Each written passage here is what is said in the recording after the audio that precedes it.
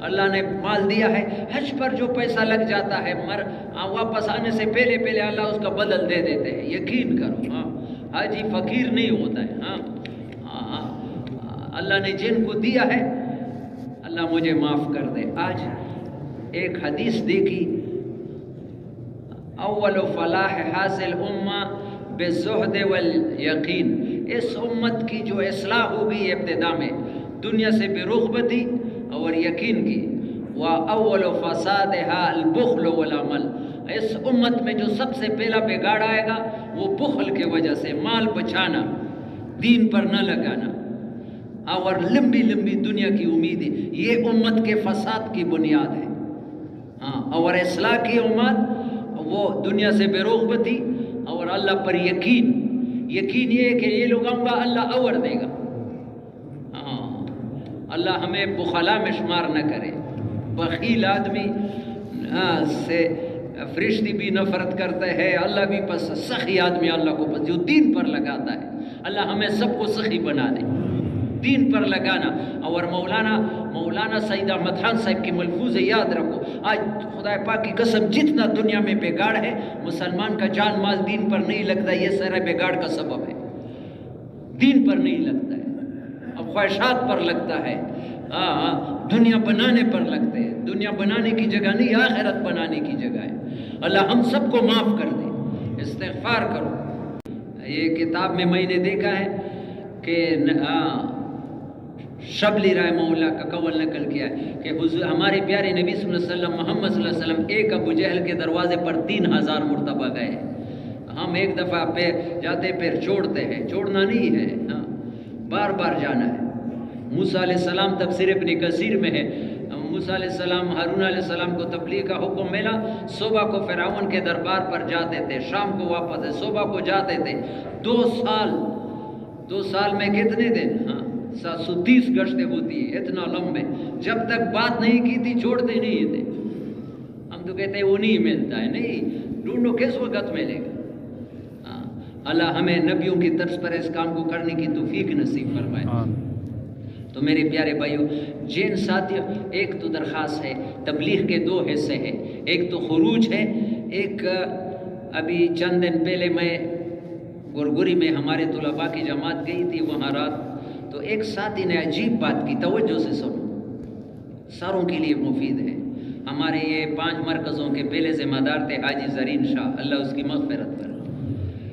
اس کو ایک آدمی نے کہا کہ میرا دل چاہتا ہے 4 مہینے کے لیے لیکن میرے ساتھ پیسے نہیں ہیں، تو فرمایا جو بے پیسے تبلیغ ہے وہ تم شروع کرو، اور پیسوں والا اللہ توفیق دا۔ 5 اعمال پر تو پیسے نہیں لگتا ہے مسجد میں، جو محلے کے 2 محلے کے گشت ہے، بیرونی گشت ہے، روزانہ مسجد کو وقت دینا ہے، مسجد میں تعلیم، گھر میں تعلیم، یہ میں بار بار بیان کیا چکا ہوں۔ ڈیرہ مراد جمالی کی جماعت میرے مدرسے میں آئی، انہوں نے کشمیر میں سال لگایا، میں نے کہا کچھ بشارت کی باتیں کرو۔ انہوں نے کہا کہ ایک ساتھی نے نبی علیہ السلام کو خواب میں دیکھا کہ جو لوگ مسواک استعمال کرتے ہیں نبی علیہ السلام نے ان کو سلام بھیجا ہے، مسواک وضو میں، جو لوگ جماعتوں کی نصرت کرتے ہیں ان کو بھی میرا سلام پہنچاؤ، جو مسجد کے 5 اعمال کرتے ہیں۔ آج تو نیت کرو دنیا جو بھی ہو جائے 5 اعمال میں مہینے کم نہیں کرنا ہے، مہینے کا سے روزہ مقررہ تاریخ، مسجد کو ضرور مہینے وقت دینا ہے تبلیغ کے۔ مولانا الیاس رحمۃ اللہ علیہ کا ملفوظ ہے، عالم کی 1 دن کی تبلیغ آدمی کی پوری زندگی سے امت کو زیادہ فائدہ پہنچا رہا ہے۔ اور مولانا احسان صاحب فرماتے تھے تبلیغ میں علماء ہوں گے تو دنیا میں قرآن حدیث کے باتیں پھیلی ہوں گی، علماء نہیں ہوں گے تو رواجی چیزیں، اس لیے علماء پر زیادہ محنت کرنا چاہیے۔ قاری طیب صاحب نے لکھا ہے جہاں 40 مسلمان ہوتے ہیں علم ضرور اللہ کا ایک مقبول ہوتا ہے، یہ تو ہزاروں کا مجمع ہے، یا اللہ کسی ایک کو بھی محروم نہ فرما۔